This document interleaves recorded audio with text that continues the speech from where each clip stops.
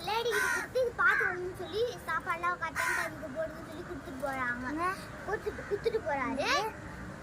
அப்புறம் அந்த லேடி என்ன பண்றாங்க, இவர் ஊருக்கு போயிட்டு அதுன்னு சொல்லி சாப்பாடே போடல. அப்ப வந்து அது எங்கன்னா போட்டு சொல்லி அவுத்து விட்டுறாங்க.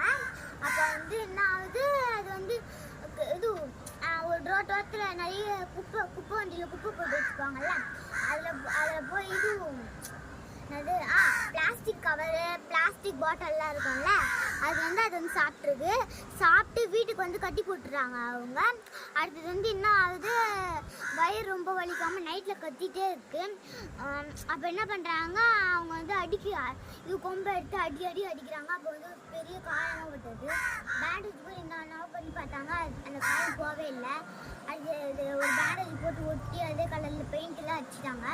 அடுத்தது வந்து லூஸ் மோஷன் ஆகுது. அப்போ வந்து அந்த ஆண்டி என்ன பண்ணுறாங்க,